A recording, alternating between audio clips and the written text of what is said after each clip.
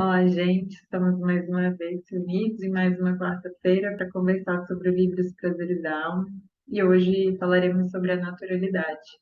Como síntese do capítulo, começa Hamed dizendo: Todos nós somos água da mesma fonte, mas corremos momentaneamente em leitos diferentes. Né? Então, a falar que todos nós somos um, né? Nós somos a unidade, nós somos essa água, mas momentaneamente corremos em leitos diferentes, né? Isso me veio muito à cabeça quando eu li no primeiro momento, aquilo que se diz sobre a areia. Então, é como se num primeiro momento eu fizesse um pequeno rastro com o meu dedo na areia, então formasse aquele sulco, né? E eu pegasse novamente, fizesse um novo rastro na areia, então teríamos como se fosse dois rastros, né? Mas apenas momentaneamente, porque ao chegar um vendaval, ao passar um vento ou mesmo a água, ao bater ali sobre aquele rastro de areia, o que que vai voltar a se formar? Vai voltar ao que era, que é esse maciço de areia, né? Essa unidade. Então, a falar que a naturalidade, no final das contas, é isso, né? Somos todos um. E existem muitas tradições orientais, né? Muitas religiões que falam sobre essa unidade, né? Que seria o caminho da alma. Então, o nosso caminho evolutivo seria, na verdade, se chegar à unidade. Então, seria cada vez mais a gente se despir daquilo que, na verdade, nós somos, né? Individualmente, para chegar no todo, para chegar nesse uno, nessa unidade, né? Aí começa realmente. Infelizmente, a maioria de nós porta-se como um barco desgovernado, à mercê dos vendavais e dos rochedos, por não ter a âncora necessária quando os ventos sopram e as ondas se avolumam. E seria a mesma analogia daquela folha ao vento, né? Então, ao não ter uma âncora bem firmada, quando vem o mar alto, quando vem as grandes ondas, quando vem as grandes ventanias, né? Se a gente não tiver essa âncora, de fato a gente se perde, né? Se não temos bases muito sólidas, muito bem firmadas, é natural que esse barco, então, em um vendaval, né, em uma tempestade muito grande, passa aí de um lado ao outro, meio que à mercê das circunstâncias, à mercê daquilo que se encontra fora, né, sem ter firmado dentro de si aquilo que a gente sempre chama daquele centro, né, bem firmado, que passa a não depender tanto do que acontece fora de nós, não é? E aí ele continua: Não acreditamos estar nas mãos de Deus. Sentimos-nos isolados, fora do contexto universal. Não acreditamos que cada coisa permanece em seu devido lugar e que tudo tem um fim providencial. Não possuímos uma visão detalhada da sequência do desenvolvimento da vida sobre a Terra. Vemos o mundo desconectado do todo porque nossa percepção interior está desmembrada da energia cósmica. Então, quando a gente se sente esse ser à parte, né, do todo, do cosmos como um todo, a gente vê a vida com esses laços de não acreditar, não confiar na vida, não confiar nas circunstâncias, achar que tudo que acontece não tem uma razão de ser. Então, passa a ver a vida muito de uma forma aleatória, sem entender que tudo no universo é harmonia, né? Que não existe esse caos, né? O universo é cosmos, ou seja, tem as suas razões, ainda que para nós ainda não perceptíveis, ainda que para nós ocultas, existe no universo essa harmonia, essas razões de ser que infelizmente nós ainda não temos, né, esses olhos de ver. No universo, nada há que não seja desvinculado da sabedoria das leis divinas ou naturais. E nesse momento a gente se pergunta, né? Se tudo segue as leis universais, as leis naturais, por que conosco seria diferente, né? Por que estaríamos à parte dessas leis universais, dessas leis naturais? Não, né? Então, momentaneamente, nós estamos desconectados da vida, e quando a gente está desconectado da vida, dessa nossa essência, a gente passa a ver a vida de uma forma muito sofrida, né? Os acontecimentos exteriores têm um poder muito maior sobre nós, né? E ao contrário, quando a gente entende que faz parte desse todo harmônico, que as leis funcionam para o mundo, mas também para nós, né? Mesmo ao passar por circunstâncias desafiadoras, a gente sabe que ali, né, é como se diz ali, cada oportunidade, cada desafio que nos é dado teria que ser visto como uma oportunidade, porque ao ver as coisas dessa forma, nossa possibilidade de interpretar isso como algo positivo, ainda que num primeiro momento seja para nós um mal, né? É um mal que, na verdade, vem ali um bem. É um mal que, na verdade, depois a gente vai ver que é a proteção desse Pai amoroso que sabe muito mais do que nós e que tem uma visão, né, a longo alcance, muito mais do que a nossa visão extremamente limitada e normalmente material, né? Nós não vemos com os nossos olhos espirituais as experiências, né? Mas a gente sai rotulando as coisas, bem, mal, gosto ou não gosto, quero ou não quero, isso daqui é bom, isso não é. E, na verdade, as coisas não são assim, não é? Tudo que existe está de acordo com a ordem celestial e cada um de nós faz parte de um plano específico de Deus. Em tudo existe uma relação de coerência, uma conexão ou união. São texturas de uma mesma rede universal. Então, todos nós ali interconectados por essa rede universal, né? Os fios dessa rede são tecidos e revigorados pela energia divina que está em nós e em todos os lugares. Então, isso que a gente tem uma doutrina oriental, né, que fala sobre a heresia da separatividade, que ela fala que o mal, né, do universo, o mal da vida é a gente achar que está desconectado do todo. Então, essa heresia da separatividade é a gente achar que está à parte, né? Quando não, a gente faz parte desse todo, a gente está contido em Deus, nas leis universais, né? Então, que o todo seria essa harmonia e não essa separatividade que a gente ainda vê. Então, que bonito, né? Os fios dessa rede são tecidos e revigorados pela energia divina que está em nós, entre nós e em todos os lugares. Somos ainda impotentes para perceber todas as linhas invisíveis que tecem a nossa existência. A ilusão de que vivemos separados, olha só, né? Então, essa doutrina oriental indo muito ao encontro dessa mensagem, a ilusão de que nós estamos separados das outras pessoas, da vida, do universo, de todos os reinos, né? E essa nossa ainda grande ilusão de que a gente seria um ser à parte, né? Afasta-nos da cosmovisão e nos transforma nos principais adversários da vitalidade do planeta, né? Então, ao manter esse egoísmo, porque o que seria essa heresia da separatividade, né? Tudo para mim, no meu tempo, do meu modo, né? Tudo eu, o egoísmo, né? E a gente achar que então a gente estaria a parte dessas leis naturais, né? Que funcionariam para todas as pessoas, mas não para nós.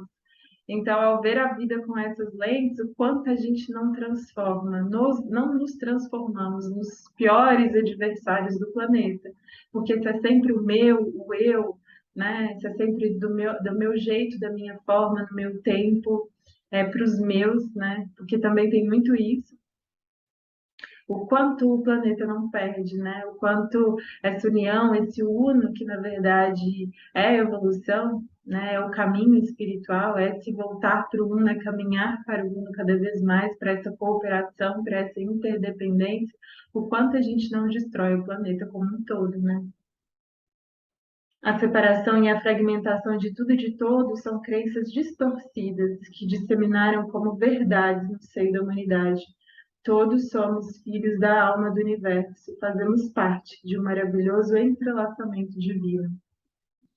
Isso me vem muito também confirmando com uma parábola oriental que tem, e que ele fala que, na verdade, a missão da alma seria um colar de pérolas. Então, num primeiro momento, a gente mal consegue se ver.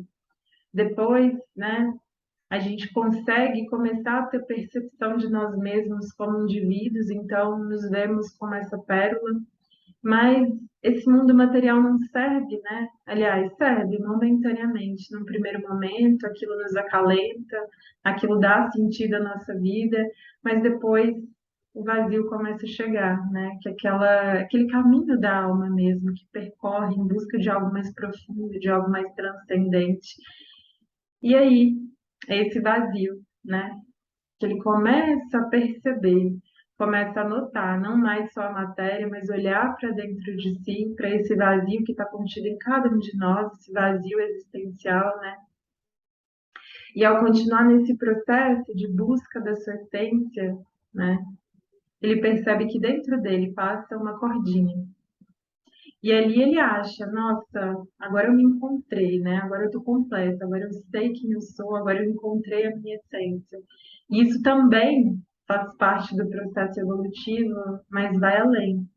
Porque depois ele percebe que, na verdade, esse mesmo fio que ele percebe dentro desse vazio, que seria a essência dele, quando ele começa a olhar, né, com olhos mais espirituais, mais metafísicos, para ir além, ele vai ver que esse mesmo fio percorre todos os outros seres e estamos todos unidos nesse colar de pérolas, né? Cada um de fato sendo uma pérola, mas dentro de cada um existindo esse fio invisível que une a todos nós.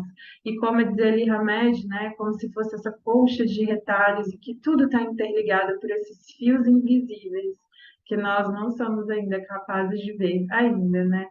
Mas que ganhemos também cada vez mais essa percepção espiritual e metafísica, porque é uma nova visão de que está tudo em harmonia e que, portanto, seria nosso papel confiar mais em Deus, confiar mais na providência divina, nos planos que Ele tem para nós, não é? E que tudo é harmonia, né? Tudo é transição na natureza, pelo fato mesmo de que nada é semelhante, que todavia tudo se liga, ou seja, cada um é único, né? Mas tudo está ali se ligando. É como as árvores que eu observo aqui da minha sacada, todas da mesma espécie, mas cada uma seguindo o seu ritmo, no seu porte, no seu momento, né? Quando é outono, algumas caem as folhas antes, outras depois, e assim somos nós também, né? Nas nossas diversas, mesmo às vezes vivenciando uma mesma fase da vida, somos distintos, mas estamos ali interligados, né? Tudo se liga. As plantas não pensam e, por conseguinte, não têm vontade. A ostra que se abre, todos os zoófitos não pensam, não tem senão instinto cego e natural. Mas essa cegueira, né, e essa naturalidade, que eles de fato não têm esse discernimento como nós temos, mas eles vivem e convivem com essa harmonia, né, que seria essa naturalidade. Sabem que estão interligados, ainda que instintivamente. Observemos a expressão acima, tudo se liga. Ela nos dá exatamente a ideia do uno que se revela. O ser, né, que seria a alma nos seres, que seria a matéria, o invisível no visível, o Criador, né, que é esse metafísico nas criaturas. Ninguém hoje ignora que o homem é um mamífero, nem que possui um parentesco milenar com a denominada criação animal. Até um século atrás, seria uma imperdoável heresia incluir os seres humanos na teoria da evolução das espécies. As semelhanças entre o homem e outros mamíferos tornam-se cada vez mais evidentes à medida que a ciência os estuda e os compara com as diferentes espécies.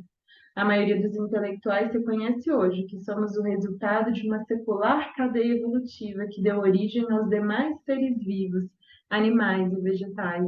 Então, nós também, como parte integrante desse ciclo, né, nós somos o encadeamento de todas essas de todos esses reinos que vieram antes de nós, né? O mineral, o vegetal, o animal. Então, nós não somos seres apartados da evolução, né? Não existem os outros reinos e existem nós.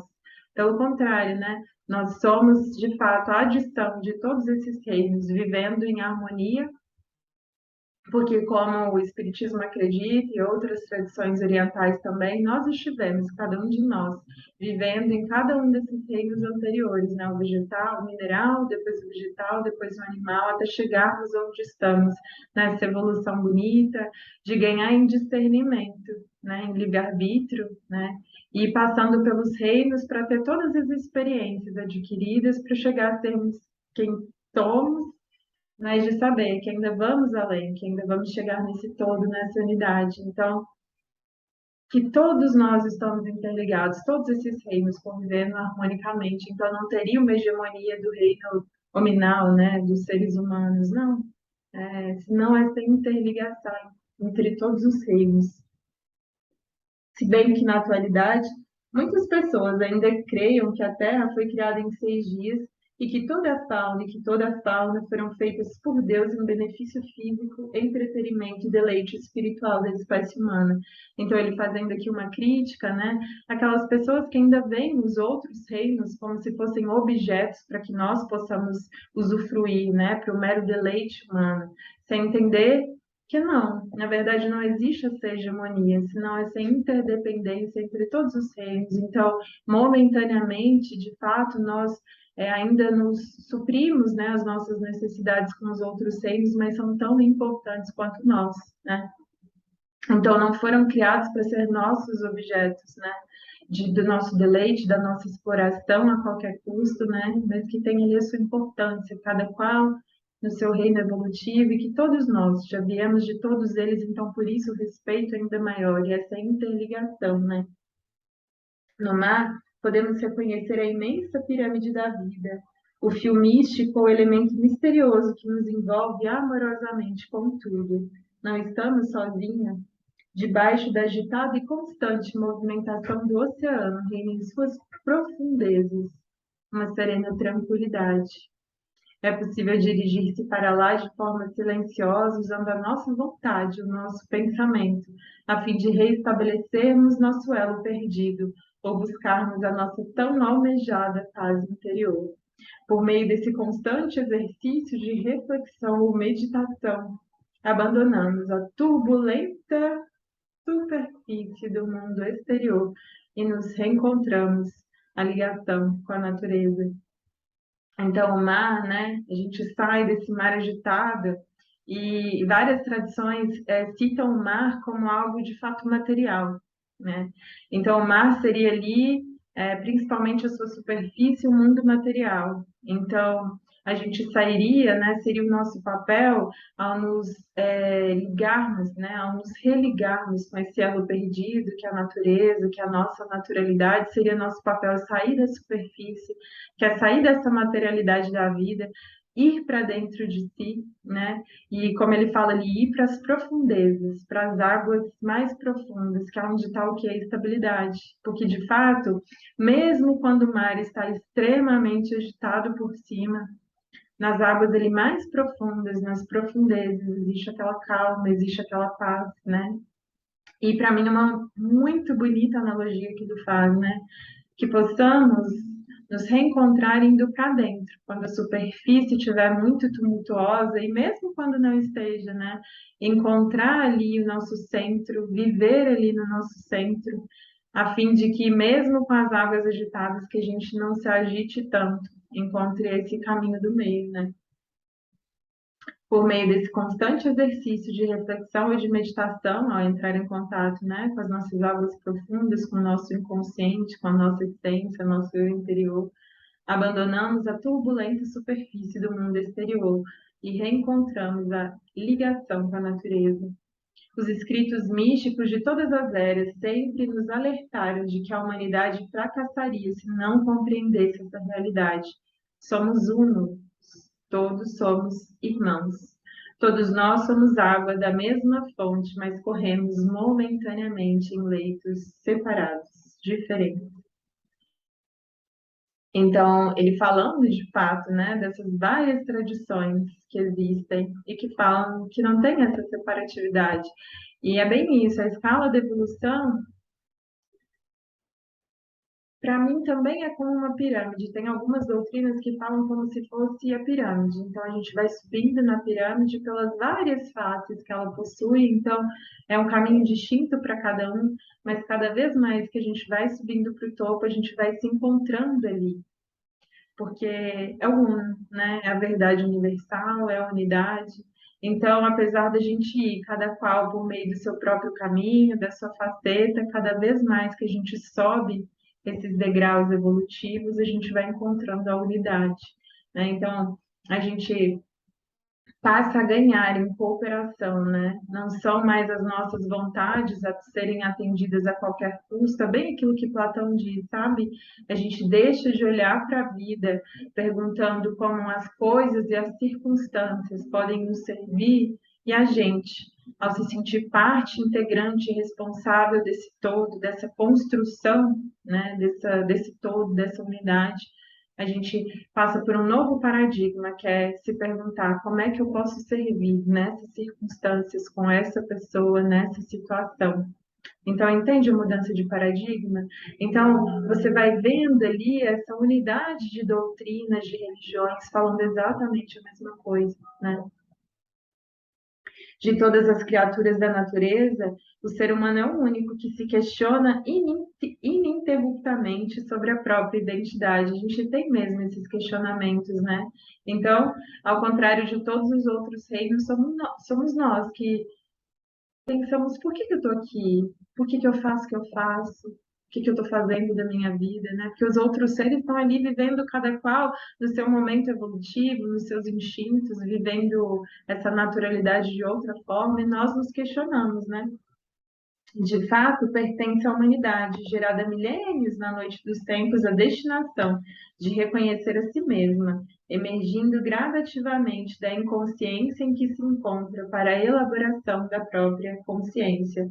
Dessa forma, o grandioso destino do homem é desvendar pouco a pouco a perfeição dos ciclos naturais dos quais ele faz parte, desenvolvendo seus dons intransferíveis e tornando-se cada vez mais consciente de que não está desligado da destinação dos seus semelhantes. Todas as existências estão interligadas, tendo como desígnio o progresso e o bem de todos nós. Então, que bonito que a gente possa, de fato, e é um comentário que a gente já fez por aqui, né? De que a gente não vê uma planta perguntando por que que eu faço a fotossíntese, você não vê um animal perguntando por que que eu caço, né? Vive ali muito pelos instintos, e isso faz parte do seu ciclo evolutivo. E nós, como seres humanos, que já temos maior consciência, maior discernimento, que é próprio do nosso reino, livre-arbítrio. Por quê? Porque ao passar por todos esses reinos, a gente foi ganhando em discernimento, em experiência, já nos é possível fazer escolhas melhores, né? E será que nós, né, tendo isso inato dentro de nós, como seres humanos que somos, essa humanidade, né, esse livre-arbítrio, será que a gente faz uso disso? Será que a gente se questiona? Será que a gente faz boas escolhas? Será que a gente percebe que estamos todos interconectados na vida, né? Então, que essas perguntas sejam de fato feitas e que as respostas dentro de nós sejam de fato ouvidas para que a gente possa se compreender melhor e ver o que a gente está fazendo da nossa vida, né?